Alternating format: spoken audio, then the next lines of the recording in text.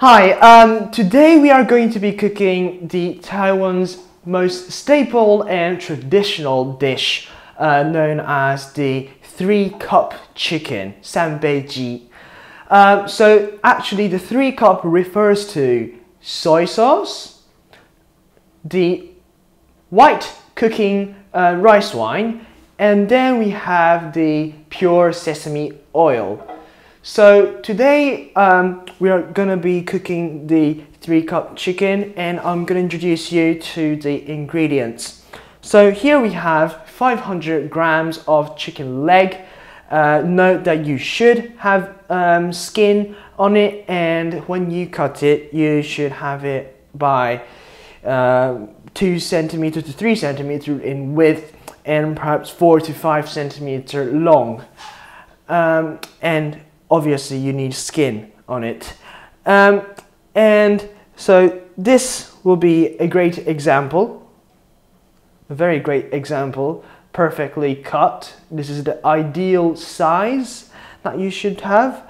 And here we have 12 cloves of garlic, 2 spring onions chopped into different sections. We have a little bit of chili, and then we have 15 thin slices of ginger. Make sure that the ginger is thin so that when we cook it, it curls up and it's easily caramelized and maximum aroma and fragrance is given out. Here we have around 25 grams of basil leaves, and here we have 90 milliliters of black sesame oil. So if you don't have black sesame oil, it's fine for you to use just pure sesame oil, but make sure it's pure and that no other oils are being mixed. Here we have 4 tablespoons of white cooking rice wine. We have 2 tablespoons of soy sauce and then 2 tablespoons of sugar. So let's get started. So now we've got all of our ingredients, we're going to start. So at first, start by low heat, okay? As soon as you turn it on, add the black sesame oil into the pan, into the wok pan. And then after that, you will add the 15 slices of ginger into the oil. Make sure all of them is into the oil and it's all submerged into the oil. And I'll remind you again, use low heat to do so that the ginger does not get burnt and the color itself and the flavor itself gets a little bit bitter and it's not so good to taste. Now, what I'm doing here is I'm trying to stir fry these ginger so that the sides of it eventually will become curly, and then when we eat it, it will give us a very unique crisp texture. And of course you're supposed to eat it with the chicken, which gives you a very good flavor. Now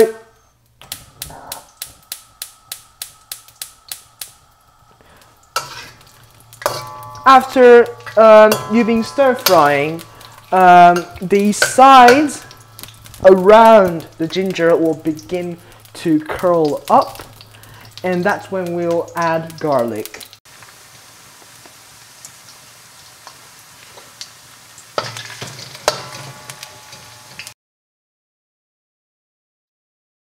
So now that the sides and around the ginger has curled up, it's time for us to add all the garlic cloves in there. And then we will begin again stir frying it so that the aroma and the flavor of the garlic is infused into the already delicious and smells very nice the sesame oil. So it's been a while, so that's how the garlic should look. As you can see, you can just see that wrinkly surface and it's beginning to get golden. And look at this beautiful ginger slices Now, once we get that, what we're gonna do now is we're gonna add all the chicken legs into the wok pan.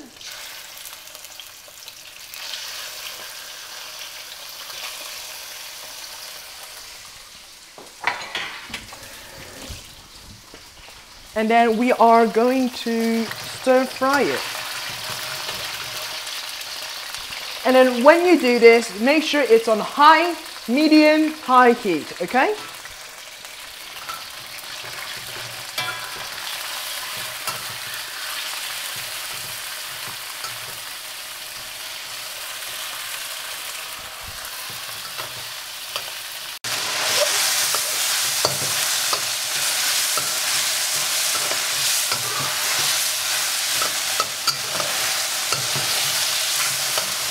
Right, now that the chicken has become a golden color, as you can see here, what we're going to do is we're going to add these sauces. So, first of all, we're going to add the soy sauce. Soy sauce in, and then we will have the white cooking rice wine inside. Okay, so here, add that in. And now what's going to happen is we are going to add sugar after that. Okay, into the chicken. Make sure you stir fry as you do so. And then what's very important step here is what you're going to do is you're going to let it simmer. Okay, you're going to let it simmer down. But what I need to tell you for something very important is never ever, out there are many people telling you to, but never ever put a lid on. The point of this is that you let it simmer down so that it's reduced. The sauce is reduced. And what does that mean? As the sauce is getting reduced, it means the chicken is able to absorb that delicious fragrance from the sauce. So it's very important that you do not put a lid on. Okay, it doesn't matter if it cooks faster or not, you just do not put the lid on and just let the sauce evaporate and then become thick and just delicious and wonderful.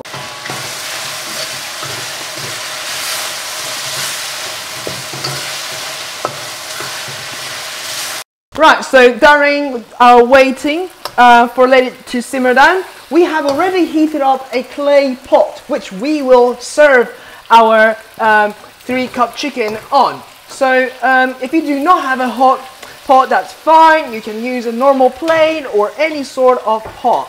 So what I'm going to do right now is I'm going to take a bit of the oil and I'm just going to put it in to the clay pot. Okay, I'm going to put a bit more. Okay, I'm going to put more. And then now, at this stage, it's been reduced to perfect and beautiful color. We're going to add chili that we mentioned earlier. It's going to get a little bit of spice and heat into that wonderful and tasty chicken. Now, if you're that type of person who just loves chili and just like it to be hot, what you can do is add more chili, but then you add it when you are going to start stir frying the chicken. So you add it to the sauce. So when it's simmering, the chili, the spiciness, and the spiciness will be infused into the sauce, giving you that extra kick. And then after that, you'll add the spring onion. Okay, make sure your pan, your frying pan or your wok pan is on medium-high heat. And once it gives a very good caramelized color, you're going to add about 2/3 of the basil leaf. Around 2/3 in there. You only add the basil leaf at the end. And then you will put the rest into the clay pot that we have heated up. So you're going to stir, give that perfect basil, the herbal taste to it.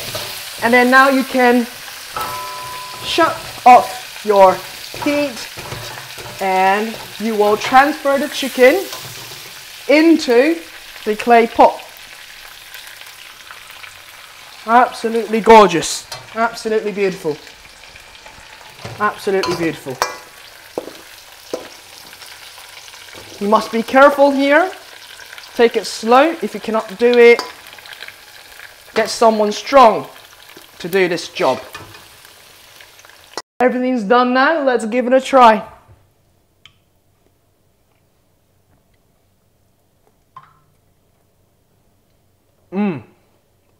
Absolutely magnificent. Oh, I love it. You can feel that heat and that great taste of basil and the soy sauce. I can taste it. Absolutely delicious. You know what I really want? I really want to eat it with steamed rice. Absolutely great companion. Alright, that's it for today. I'm going to be making food blogs over the summer. I'll be going back to Taiwan and I'll be blogging almost daily, and I'll be letting everyone know and explore together Taiwanese cuisine.